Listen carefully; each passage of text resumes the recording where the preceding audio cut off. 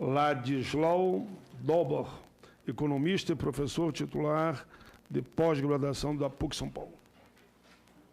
Se quiser trocar de lugar também.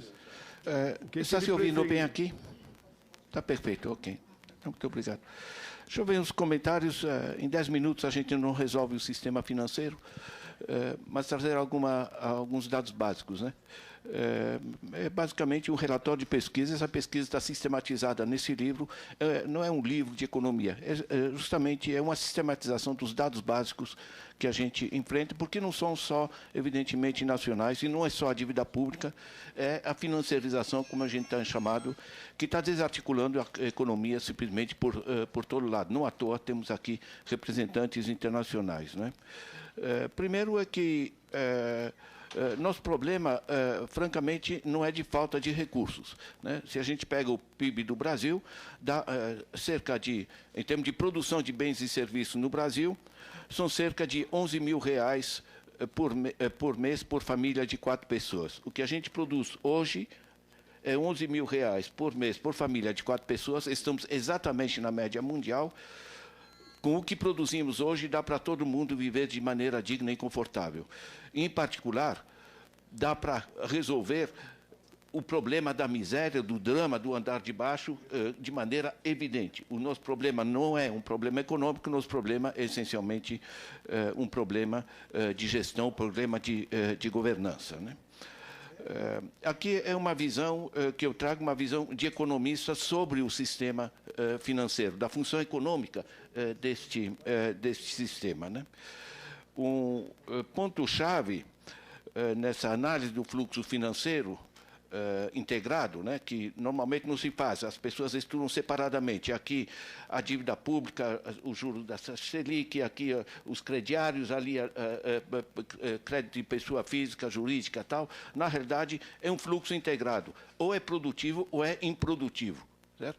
Quer dizer, se a gente aplica bem os recursos, eles se multiplicam. Se a gente drena eles através de taxas de juros, ele simplesmente esteriliza a economia. É tão simples assim.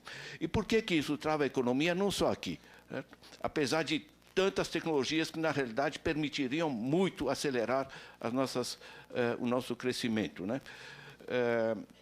É que, na média, isso é uma cifra básica, né, que está sendo discutida internacionalmente. Nós temos que distinguir aplicação financeira de investimento. Investimento é quando eu construo uma escola, construo casa, faço alguma coisa, certo? Aplicação financeira é quando mobilizo papéis. Eu chego no banco, a moça me pergunta em que o senhor quer investir. Eu digo, moça, isso aqui não é investimento. Eu posso fazer montes de movimentos de papéis, ganhar muito dinheiro, não vai aparecer um par de sapato a mais no país, nem uma casa a mais construída, certo? Isso aqui é um eixo absolutamente improdutivo. E isso é essencial. Em inglês fica muito claro, a renda, o rendimento que vem de trabalho, de produção, chama income, né? E o que vem de processos especulativos chama rent, é renta. Não é? No Brasil não existe a palavra renta, curiosamente. Em francês também é muito claro, né? Revenu é renda de produção, certo? E rente é renda improdutiva. No Brasil temos o conceito de rentismo, mas com a palavra renda e a renta não foi assimilada, as pessoas se confundem. Na realidade, é o seguinte, a aplicação financeira no mundo, nas últimas décadas, rende 7% ao ano, em média, livre de inflação. O PIB mundial evolui a 2,5% ao ano. Quando você tem uma expansão de direitos sobre o produto, que são os papéis, que avança muito mais rapidamente do que a expansão da produção, você está tendo uma apropriação da produção de terceiros, certo? Ou seja, é uma expropriação. E a grande corrupção, pai, eu estou conhecido, é o seguinte, a grande corrupção mesmo, o que a gente chama de apropriação indébita de recursos, ela gera a sua própria legalidade. Ela tem suficiente força política para dar aparência de legalidade a um processo que é simplesmente destruidor para a economia. Como isso impacta a economia no sentido mais amplo, né? Impacta as famílias, impacta as empresas e impacta o Estado. 3 motores centrais da economia para fazer com que a economia funcione. Por que o principal motor é o consumo das famílias? Por que não funciona? Você vai num crediário, você está pagando, em média, artigos do lar no Brasil, 141%.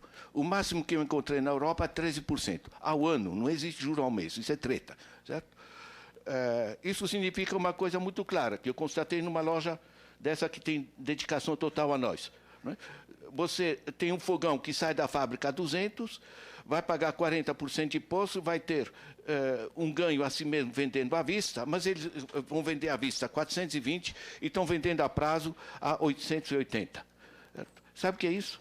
Que as pessoas que não têm como pagar à vista estão pagando 880, caso concreto, por um fogão de 200. Certo? Ou seja, é um sistema intermediário que trava a capacidade do produtor investir, porque ele tem pouco lucro, e trava a capacidade de consumo das famílias. Certo? Eu estou dando esse exemplo, mas vocês podem pegar o cheque especial, que está 320, vocês podem pegar o rotativo do cartão, que está 485. Eu tenho que, economistas internacionais que me visitam, eu tenho que mostrar os documentos do banco, porque eles não acreditam. Eles acham que é uma piada. Né? Nós temos, agosto de 2017, 61 milhões de adultos, né, desses que têm acesso a crédito, 61 milhões de adultos inadimplentes, né, enfim, negativados, na expressão do Serasa Experian. Quando você tem 61 milhões de adultos que não conseguem sequer cobrir o consumo anterior, porque estão endividados, que dirá fazer compras novas. Você travou o principal motor da economia, que é o consumo das famílias. E travou drenando através de juros. Eu, professor Ladislau, tenho minha poupança, pago uma geladeira a R$ 1.200, a massa da população que não tem esse recurso, ela paga essa mesma geladeira R$ 2.700. Curioso é que no estudo da inflação, a gente não acrescenta isso. Na prática, ele está pagando mais do dobro. Certo? E dizem não, porque a inflação é medida apenas pelo preço à vista. Certo? É um sistema claramente surrealista. O que acontece quando você trava o consumo das famílias? Você trava a produção das empresas. Né? As empresas não têm para quem vender, aí você joga a inflação para baixo porque estão quebrando, estão vendendo de qualquer maneira. E você diz, olha, reduzimos a inflação. Certo? Não é assim que se reduz a inflação. Dando crédito barato para as empresas que possam investir, dando crédito barato para as famílias que possam consumir, e desse equilíbrio entre oferta e consumo, você modera a inflação. Isso é política econômica no sentido pleno. Por que as empresas, em particular a pequena e média? Porque as grandes empresas e as multinacionais pegam dinheiro lá fora 3%. Certo? Aqui vão pagar 20%, 30%, 40%. A pequena e média empresa ela vai pegar ali no banco onde tem a conta. Certo? Os juros são absolutamente escorchantes e inviabilizam a atividade empresarial. Certo? Quer dizer, ele não tem para quem vender. E ele não tem como recorrer a crédito nesse sistema, porque é escorchante o crédito, certo? E ele tem a alternativa de colocar na dívida pública, certo? Que vai render, na média, por exemplo, toda a fase Fernando Henrique Cardoso era entre 25% e 30%, chegou a 46%. E esse sistema, o que é? Maria Lúcia apresentou a cifra de 2015, né? Você tem 400 bi transferidos a título da juro, mais cerca de 100 dos swaps cambiais. Você tem 500 bilhões, certo? Ou seja, 8,5% do PIB, que, em vez de serem transformados em políticas públicas, no sentido de investimento e políticas sociais, saúde e educação, é transformada num sistema que transfere recursos dos nossos impostos diretamente para os bancos. Esse é um sistema legal que foi criado de maneira em 1995, certo? E depois atingiu níveis absolutamente absurdos de dívida, se completou com uma PEC de 99, que liquidou o artigo 192. Vocês entram no artigo 192 da Constituição do Sistema Financeiro Nacional, está tudo ali, simplesmente revogado, em particular o limite de 12% real sobre a dívida. Isso aqui é 1 minuto? Isso aqui? Ele apita no 1 minuto, mas eu vou levando assim, não me dou mais 3, 4 ainda. Certo, é simpático, mano. Pelo menos simpático. Você sabe o que é? Tem mais 3 minutos. Gente, você travou o consumo das famílias, travou a capacidade das empresas, e você travou a capacidade do governo financiar as políticas públicas, você quer que funcione?